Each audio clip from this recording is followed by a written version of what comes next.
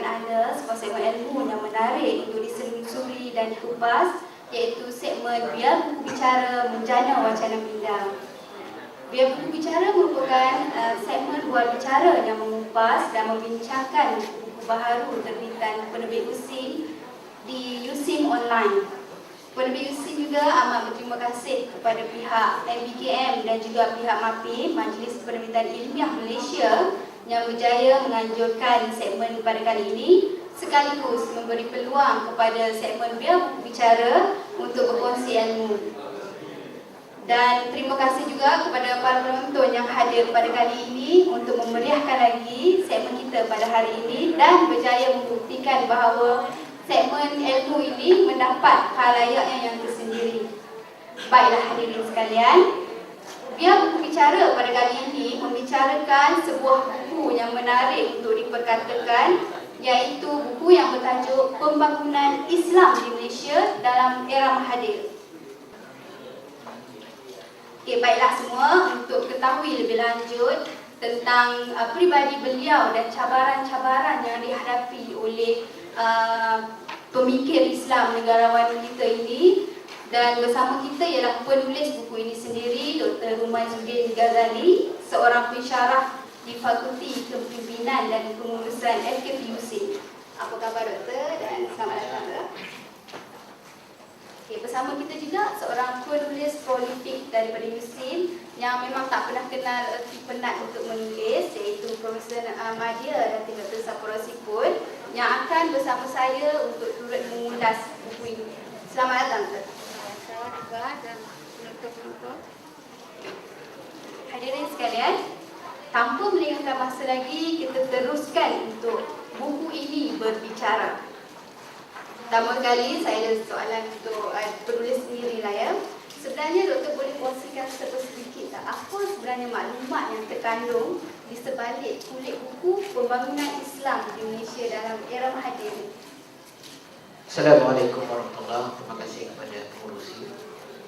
Buku tersebut menceritakan sejarah biografi Mahathir pada bab pertama dan kedua, dan juga tentang pelaksanaan Islam atau pembangunan Islam yang telah dilakukan dalam era Mahathir Mohamad selama beliau memerintah hampir 22 tahun.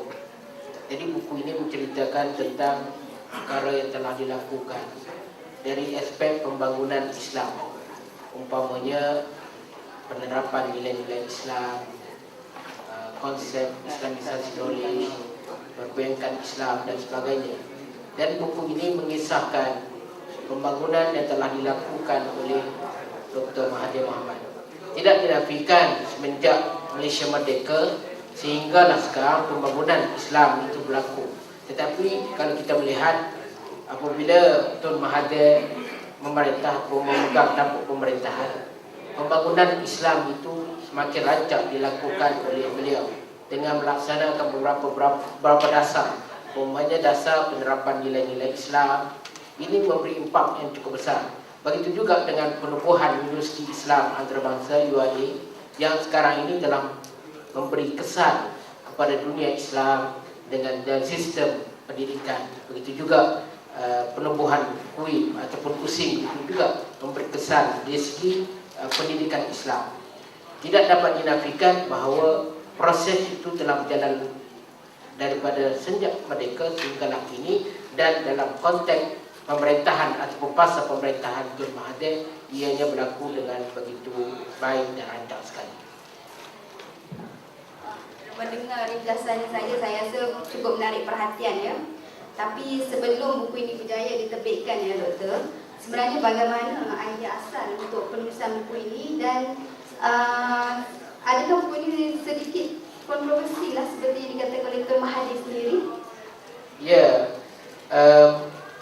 kontroversialnya dari segi beberapa perkara. Pertamanya oleh kerana diri Mahathir itu pun kontroversial. Utamanya tentang pandangan-pandangan dia tentang masyarakat Melayu. Begitu juga pengisytiharan beliau mengatakan bahawa Malaysia sebagai sebuah negara Islam, dan juga kritikan beliau terhadap orang Melayu dengan nilai-nilai sistem nilai, dinamakan sebagai sistem nilai yang ditulis oleh beliau dalam buku Dilema Melayu.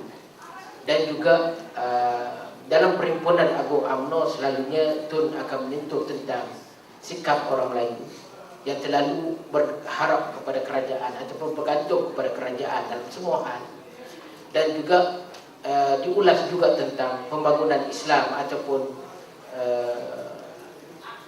dari segi pegangan Islam oleh orang Melayu. Dan ini menyebabkan kritikan-kritikan pedas beliau terhadap bangsa Melayu yang menimbulkan kontroversi di kalangan masyarakat Islam. Ini beberapa perkara yang saya telah ulas dalam buku ini, dan pandangan-pandangan yang berbagai, sama ada orang yang terlalu mendewakan dia dengan orang yang terlalu mencerca dia. Kerana dalam itu saya memasukkan bukan saja buku ini menceritakan tentang pujian-pujian, tetapi juga dalam kritikan-kritikan yang agak pedas kepada beliau. Okey, kepada Dr. Sapora ya, sebagai seorang penulis buku dan juga pensyarah ya, apa pendapat doktor semasa pertama kali membaca buku ini? Okey, salam Hanifah, Dr. Rumah dan juga penonton ya. Antara elemen penulisan buku yang menarik dan berkesan ialah apabila kita sedang membaca ataupun selesai membaca, ia menggoncang perasaan, emosi. Jadi semasa saya membaca buku Mahathir ni ya, penulisan rakan saya ya, kami sebilik, kami bukan sebilik, sebelah, minta maaf ya, sebelah bilik, tahu dah belajar, sebelah bilik ya. Saya tahu Dr. Umar memang seorang yang sangat aktif menulis. Okey, apabila saya sedang membaca buku ini dan selepas membaca saya tertanya-tanya, ya, bagaimana Dr. Umar mendapat kekuatan ya untuk menulis sebuah buku mengenai seorang tokoh yang terbilang. Ya. Seperti Dr. Umar, bila kita apabila kita menulis ya, tentang biografi atau cerita seseorang, apabila kita nak memasuki pemikirannya, kita tidak sahaja bercerita tentang perkara-perkara yang baik, tetapi uniknya buku ini dan istimewanya buku ini, dia juga menceritakan bagaimana kelemahan-kelemahan Tun itu ya dilihat ya. Dan juga uniknya juga ialah di akhirnya kita dapat satu kesimpulan bahawa ini adalah seorang tokoh yang telah begitu banyak memberi kesan kepada pembaca saya sendiri dan juga kepada negara Malaysia. Okey, itu dari sudut isi kandungan ya, kerana dia telah berjaya mengocak jiwa saya ya. Itu satu elemen buku yang baik. Yang kedua, saya nak melihat ya naratifnya sangat cantik pada saya lah ya. Kerana dia bermula daripada zaman Mahathir ya, kemudian bermula daripada perjuangan dia daripada kecil, kemudian era politiknya, ya kemudian tahap-tahap pemerintahan banyak sekali ya.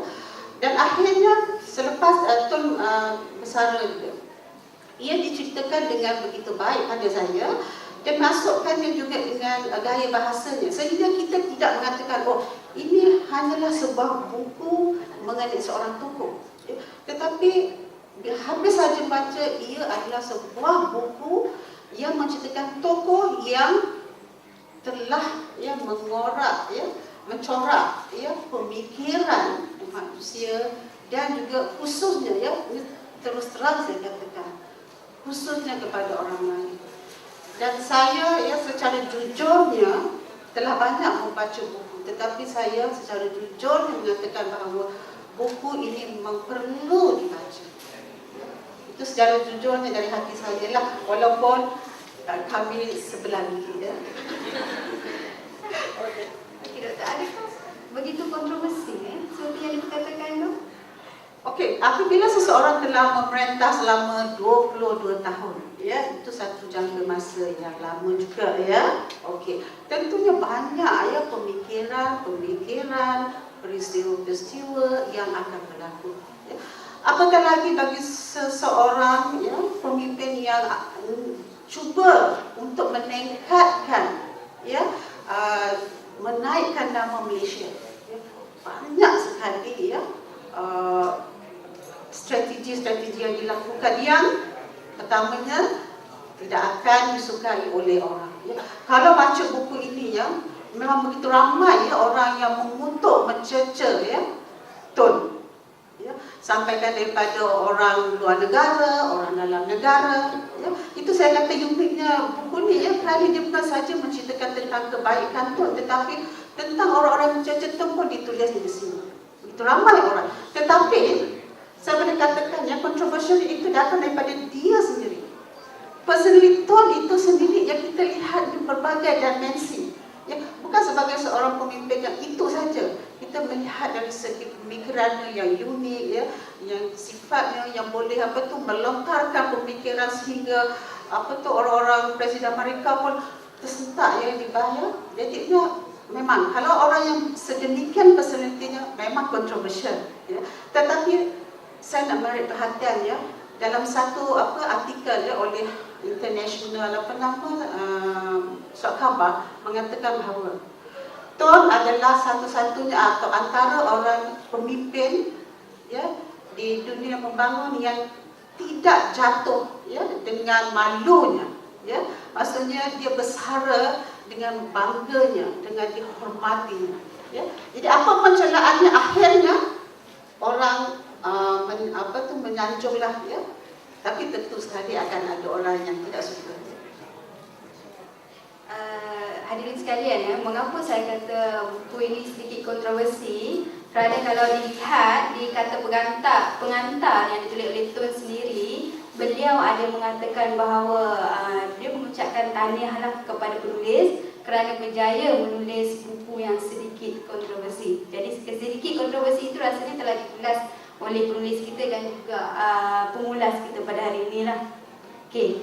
Baiklah, sekarang ini nampaknya kita telah maklum apa sebenarnya isi yang terkandung dalam buku ini.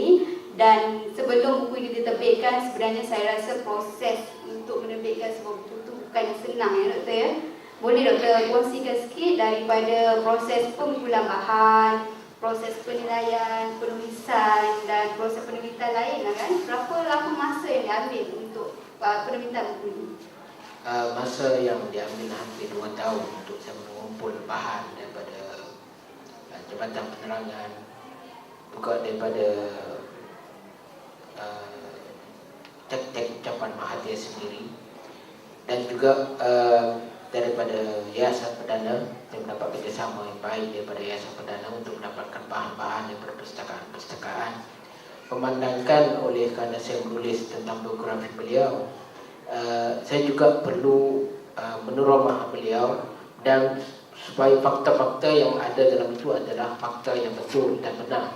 Sebab itu proses itu agak begitu rapi dan juga memerlukan kepada penelitian yang cukup rapi daripada beliau sendiri dan juga daripada pihak-pihak penerbit dan juga daripada penerbit itu sendiri telah menilai buku ini dan sebagainya sebelum ia diterbitkan supaya ia memberi impak yang cukup besar dalam penerbitan buku itu.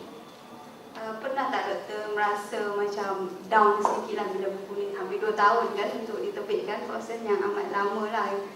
Macam adakah sedikit perasaan rasa putus asa? Dari segitu saya memanglah kerana dia memakan masa lama, tetapi oleh kerana ianya adalah satu buku tokoh negarawan, saya memang yakin ia mendapat sambutan dan juga masyarakat menunggu tentang kehadiran buku ini. Sebab kawan-kawan saya yang menanya tentang dan mengetahui tentang penulisan buku ini dan mereka juga mencadangkan. Sebab itu dalam konteks penulisan itu saya bukan saja memasukkan pujian-pujian ataupun tapi juga pandangan-pandangan yang di luar sana yang menyebut tentang kelemahan-kelemahan Tun Mahathir Mohamad itu. Dan adakah Doktor mendapat kerjasama yang sepenuhnya dalam menyiapkan buku ini daripada berbagai pihak tersebut? Ya, memang saya mendapat kerjasama yang baik daripada semua pihak. Seperti mana saya sebutkan daripada Yayasan Perdana sendiri, malah daripada Tun sendiri, sebab saya menulis tentang biografi dia dan saya mendapat kadang-kadang kita merujuk pada buku-buku yang lain tetapi maklumat itu tidak tepat. Umpamanya soal kematian ayahnya, itu sebab saya kena merujuk pada beliau sendiri. Begitu juga tentang pendidikan awal dia. Macam mana dia menjadi seorang insan, itu lahir daripada sistem awal dia, awal kanak-kanak dia, kerana didikan ibu bapa dia yang mendisiplinkan keluarga mereka cukup disiplin. Ini memberi kesan yang mendalam sehingga sekarang ni. Keduanya dari segi pendidikan awal dia, dari segi agama. Sebab tradisi masyarakat Melayu di Kedah pada masa itu, anak-anak mesti kena tahu membaca Quran umpamanya. Itu basic yang dalam masyarakat tradisional Melayu ketika itu. Jadi inilah sumber-sumber, dan beliau juga belajar dengan seorang qadi di negeri Kedah.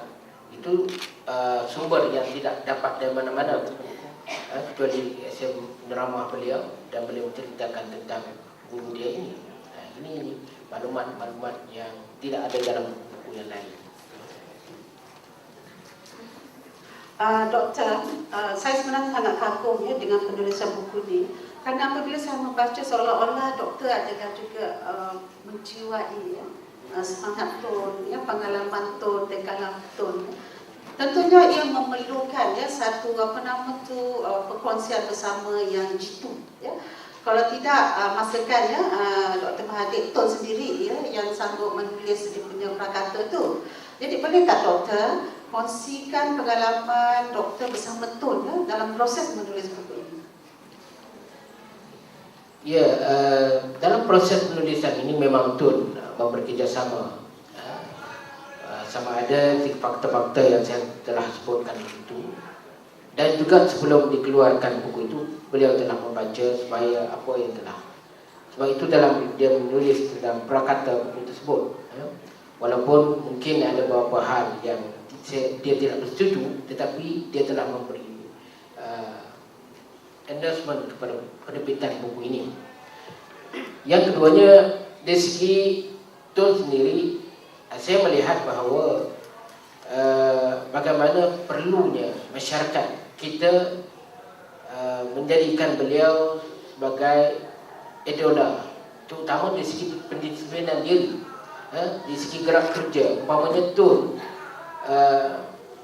dia datang kerja awal, walaupun pukul 8, dia pukul 7.30 dah ada dah. Kadang-kadang tu dia lebih awal daripada setiausaha dia.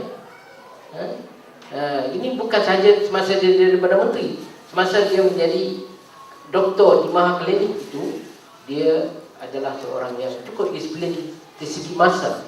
Umpamanya sebab itu dia pernah mengkritik, kalau sekiranya kamu pakai jam 2-3 ribu tapi kamu tidak tepat ataupun dari segi waktu, tak ada guna kamu pakai jam 2-3 ribu, dia kata. Sebab itu kritikan-kritikan yang pedas itulah yang menyebabkan kadang-kadang menimbulkan kontroversi di kalangan masyarakat tentang disiplin waktu terhadap gerak kerja.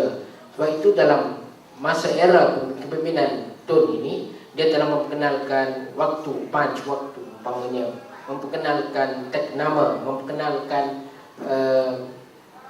jadual waktu yang anjal dan sebagainya. Ini proses untuk pendisiplinan gerak kerja supaya budaya itu berubah ke arah yang lebih maju. Sebab dalam pembangunan Islam itu dia kepada pembudayaan itu sendiri. Baik, Dr. Sampora ya, sebagai pengalaman doktor ya, sebenarnya keserasian antara tokoh yang hendak ditulis dengan seorang penulis ini adalah perlu keserasian yang amat penting dalam suatu penulisan juga. Ya, kalau saya ya diminta ya untuk menulis ya tentang seseorang, saya akan berfikirlah 100 kali agaknya ya. Kerana pertama ya seperti kata Tun, kalau kita menulis salah, kita boleh disaman ya. Tetapi macam kata Dr. Ruman, uniknya dan kekuatan Tun ya, walaupun ada di antara frasa-frasa ya, kata yang dia tak berapa setuju dalam buku ini ya, tapi dia endorsekan, ya, maksud dibenarkan. Itu adalah antara ciri kekuatan seseorang pemimpin ya, sanggup dipamerkan di kelemahan-kelemahan diri ya. Berapa orang yang sanggup buat macam itu? Tak ramai ya. Tetapi Tun sanggup ya. Jadinya kalau Itu saya kata buku ni memang perlu dibaca ya. Kerana bukan sahaja dia melihat kekuatan Tun, tetapi dia juga melihat the other side of Tun ya. Tetapi the other side of Tun itu juga boleh dijadikan sebagai bagaimana kita boleh meningkatkan diri, membina kekuatan. Okey, macam saya kata tadi, kalau saya diminta untuk menulis tentang biografi, saya fikir 100 kali ya. Kerana ia memerlukan kita berdamping rapat, ya, kita mempelajari banyak elemen tentang tentu sekali lagi ya. Keserahsiaan itu sangat-sangat penting ya. Dan saya pun hairanlah macam mana Dr. Rumai boleh baik sekali ya dengan Tun ya. Mungkin ada formulanya sendiri agaknya. Macam mana agaknya? Ada baca-baca ke? Mungkin sebab sama negeri. Orang Kedah juga kata. Mungkin boleh share ke? Macam mana boleh mula-mula berjumpa? Saya tidaklah baik dengan tu. Cuma saya membaca buku-buku beliau, pemikiran beliau, supaya orang Melayu maju, supaya umat Islam maju ke depan. Dalam soal inilah kemungkinan itu ada persamaan saya dengan beliau. Keutamaan melihat pendisiplinan diri, dan juga Tun ini keistimewaannya dengan Perdana Menteri yang lain, dia adalah seorang penulis. Beliau sejak di bangku universiti dia seorang penulis. Sebab itu berbeza dengan Perdana Menteri yang lain. Perdana Menteri yang lain tak pernah menulis pun. Kalau Tunku Abdul Rahman dia menulis lepas dia menjadi Perdana Menteri. Itu yang kedua. Yang pertama, yang keduanya, Tun ini seorang yang kuat membaca. Seorang Perdana Menteri yang kuat membaca. Sebab itu salah satu yang bakat dia ataupun menyebabkan dia kuat membaca kerana dia menjadi ahli perpustakaan semasa di Kolej Sultan Abdul Hamid. Jadi ini memberi beliau rangsangan untuk beliau membaca, dan sampailah sekarang walaupun dia sibuk dengan menjadi Perdana Menteri, dia sebelum tidur waktu malam dia membaca. Malah teks-teks ucapan itu kadang-kadang dibuat oleh beliau sendiri, ditulis sebelum besoknya untuk dibaca ataupun diucap, dia sendiri yang buat teks, berbeza dengan Perdana Menteri yang lain. Ini adalah kekuatan yang mungkin ada persamaan-persamaan di segi matlamat, visi kita bersama dalam membangunkan umat Islam dan membangunkan bangsa Melayu. Okey, jadi Doktor, keserasian itulah agaknya antara faktor yang menjayakan buku ini. Dan mengikut Dr. Rumai ada beberapa perkara yang kata orang tu selari lah ya. Antaranya suka membaca, suka menulis. Antara keistimewaan buku ni ya, bukan nak puji-puji tapi betul ya. Kalau nak tahu, beli buku ya. Terutama sekali kalau belajar usin ya, saya rasa memang kena beli ya. Yang Bang Dr. Rumai. Okey. Dalam kita membangunkan ya sesuatu dalam buku ini ya, ada beberapa bab. Ya, semua bab menarik. Ya. Tetapi satu bab yang saya rasa memang saya nak tanyalah dengan Dr. Rumai ni lah tentang bab 2 ya, iaitu bab tentang teori pembangunan Islam ya. Dan teori pembangunan Islam ini digunakan ya untuk menceritakan ya, bagaimana Tun ya memajukan ya umat Islam terutamanya di Malaysia ini. Boleh kongsi bersama, Doktor? Ya. Teori pembangunan Islam yang saya jelaskan ini adalah pandangan beliau terhadap perubahan-perubahan nilai dalam masyarakat Malaysia. Ya. Sebab itu Tun kalau dalam ucapan-ucapan beliau di Perhimpunan Agung UMNO ataupun di mana-mana saja, beliau menekankan tentang umpamanya menjaga waktu, ketepatan waktu umpamanya. Begitu juga Tun sendiri menceritakan tentang disiplin. Begitu juga Tun menceritakan tentang urbanisasi, kesan-kesan urbanisasi perbandaran. Walaupun dalam teori kepemimpinan beliau lebih kepada soal pembinaan bandar. Sebab dia melihat bahawa salah satu teori untuk memajukan masyarakat itu adalah melalui dengan tertumbuhnya bandar-bandar. Sebab itu dalam konteks ini pandangan Ibn Khaldun umpamanya. Sebab Ibn Khaldun ini seorang pakar dalam pembinaan tamadun, dia mengatakan bahawa dalam satu untuk pembinaan tamadun itu harus bermula daripada bandar dengan penumbuhan bandar-bandar. Sebab itu Tun dia mirip kepada soal penubuhan bandar, macam Putrajaya ataupun membangunkan bandar-bandar. Daripada situ akan bangunnya masyarakat bandar dan memberi kesan kepada pembangunan sekeliling. Walaupun di situ adanya kesan negatif daripada pembangunan bandar, kesan sosialnya, kesan dari segi akhlaknya dan sebagainya. Namun dari segi itu, teori pembangunan itu juga harus kita lihat bagaimana perubahan sikap, perubahan dari segi materialnya, perubahan dari segi jiwanya, dan ini yang telah dikupas oleh Tun Mahathir, terutama dalam Perhimpunan Agung UMNO. Okey doktor, macam doktor kata teori pembangunan bandar kan, itu salah satu teori di bab 2. Dan selain itu saya rasa banyak lagi teori berkenaan dengan pembangunan Islam ni kan. Adakah teori-teori ini macam mana dikaitkan dengan pemikiran Mahathir semasa era pemerintahan beliau sendiri? Ya, salah satu yang sering diutarakan oleh beliau adalah perubahan sikap, terutama di kalangan orang Melayu. Malah apabila saya berjumpa dengan beliau pun, beliau mengatakan bahawa proses pembangunan Melayu ini harus diteruskan kerana dia tidak berpuas hati dengan apa yang telah dicapai. Walaupun beliau telah memerintah hampir 22 tahun, tetapi apa yang beliau harapkan kepada orang Melayu dan umat Islam itu tidak tercapai dengan apa yang telah diharapkan oleh beliau sendiri. Dan sebab itu beliau mengatakan bahawa proses pembangunan ini harus diteruskan, harus diusahakan oleh pemimpin-pemimpin kerajaan atau pemerintah yang selepas itu. Itu dalam yang disebut oleh Tun Mahathir, beberapa hal tentang penekanan beliau terhadap pembangunan Islam itu. Dan juga saya ingin tekankan bahawa dalam konteks Malaysia, seorang yang hendak menjadi Perdana Menteri, dia mesti tahu tentang pengetahuan Islam.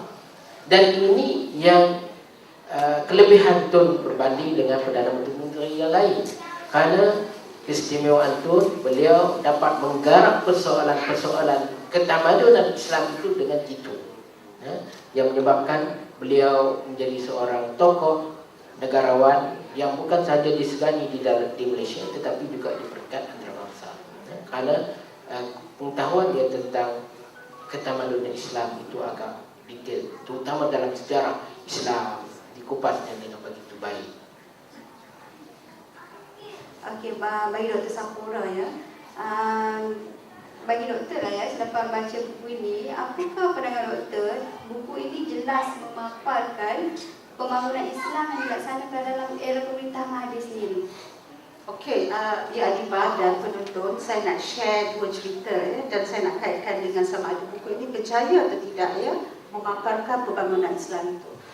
Okey, insiden pertama ya, apabila saya berada di Madinah dan Mekah ya, mana-mana saya jalan di lorong kedai itu, orang kata Malaysia bagus, Mahathir bagus, betul ya, Malaysia bagus, Mahathir bagus ya.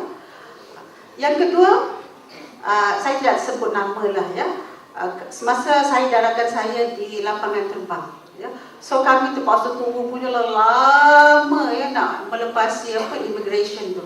So kawan saya kata, cuba beri Tun 1 tahun saja untuk mengambil alih negara ini ya. Kita tak perlu tunggu berjam-jam untuk melepasi immigration ya.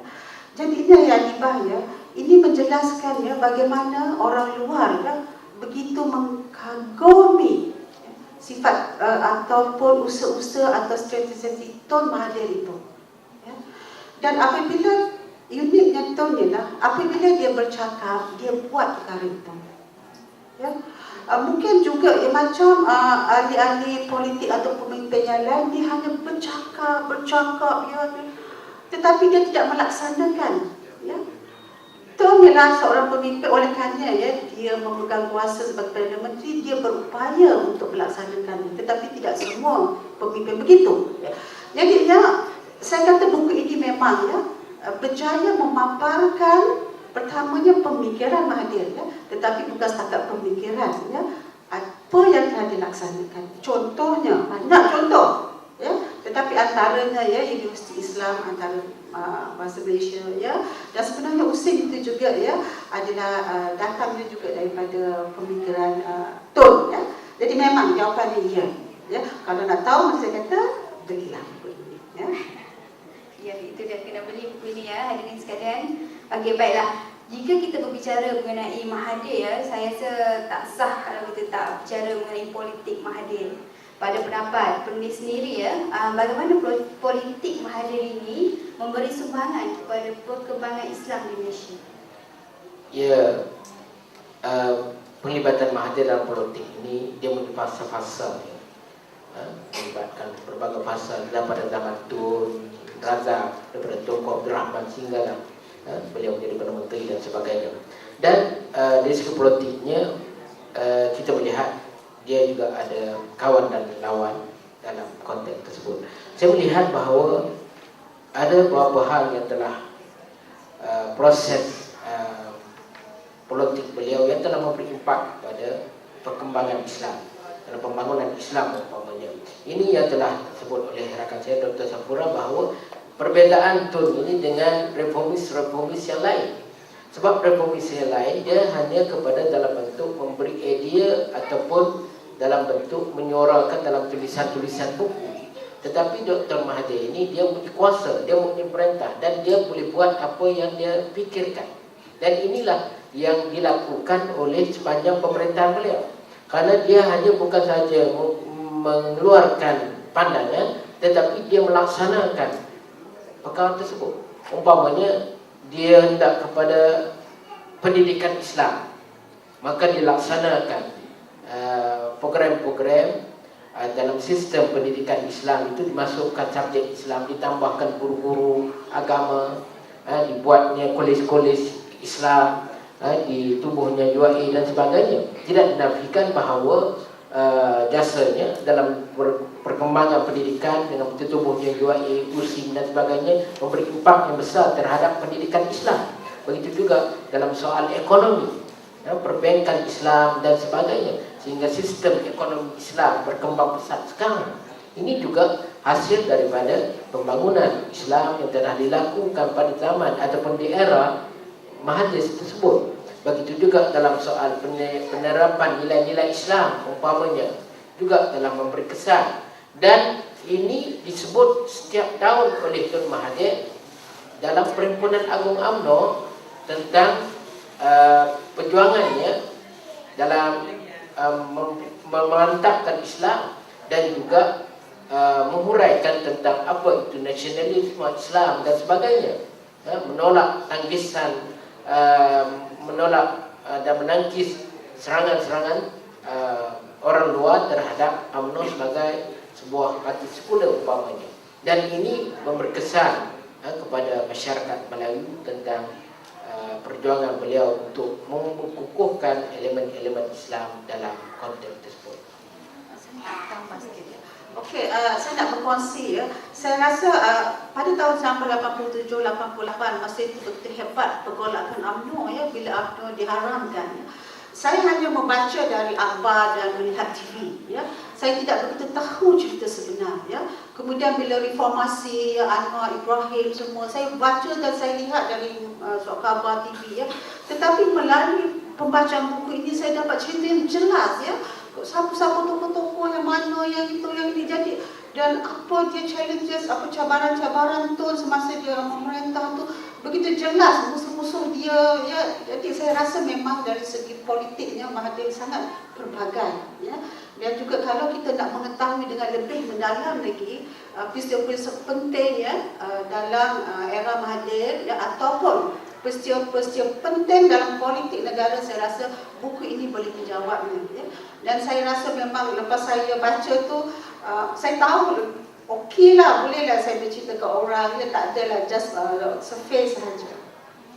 Okey, kalau doktor setelah membaca, maknanya menghatam habis laku ni ya, sikap Mahathir yang ditunjukkan dalam buku ini mengenai Islam. Boleh doktor bagi pendapat, sedikit pendapat lah mengenai sikap Mahathir terhadap Islam?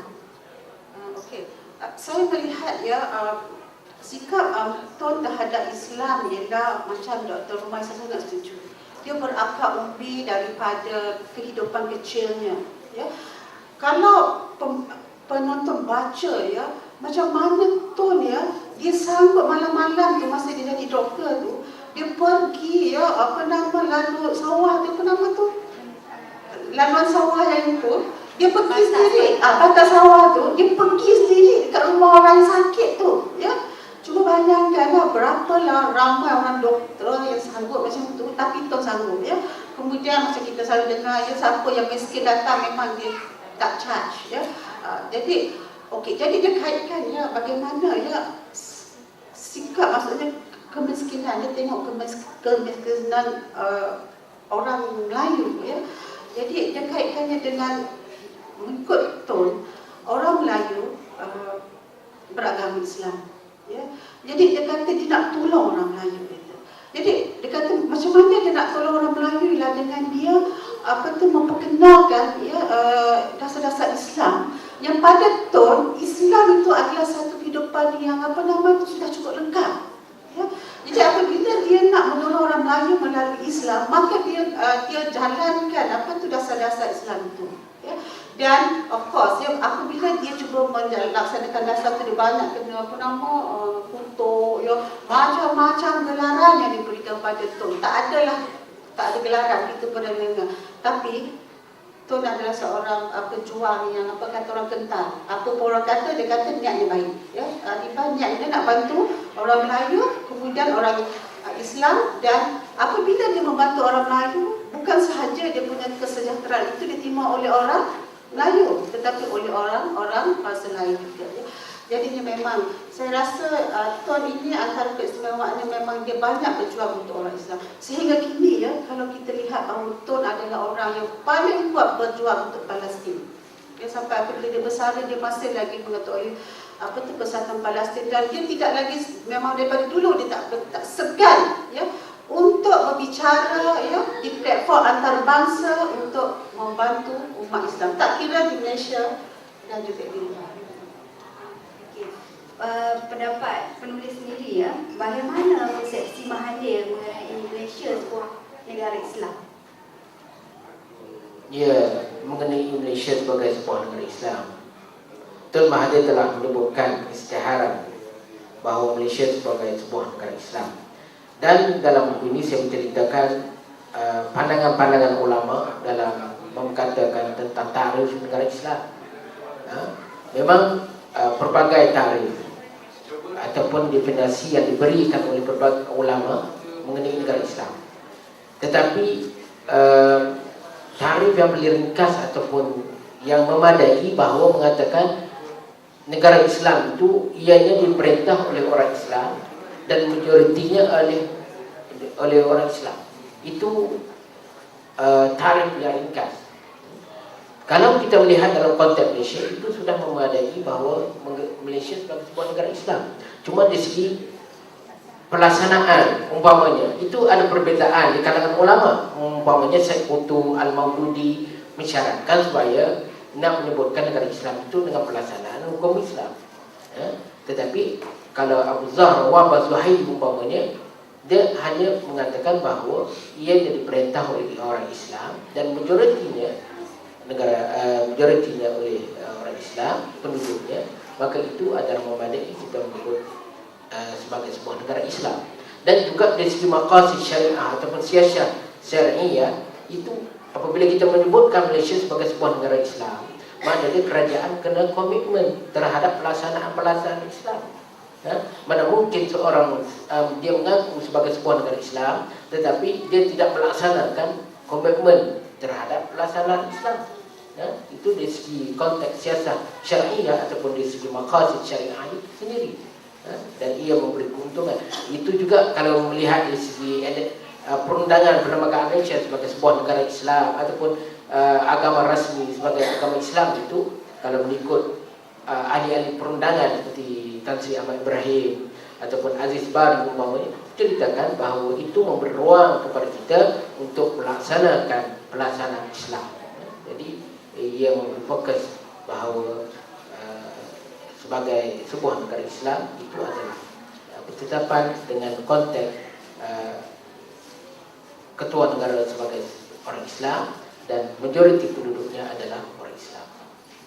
Baiklah hadirin sekalian, nampaknya kulit buku ini telah dikupas dengan baik sekali oleh penulis dan dibantu oleh Datin Dr. Sapora sendiri. Isinya memang enak dan ranum tetapi yang paling penting isinya memberi manfaat kepada kita semua. Itu yang paling penting. Dan terima kasih diucapkan sekali lagi kepada Dr. Mazudin dan Dr. Sapora. Akhir kata daripada saya, biar buku bicara menjana wacana minda. Assalamualaikum warahmatullahi wabarakatuh. Sekian.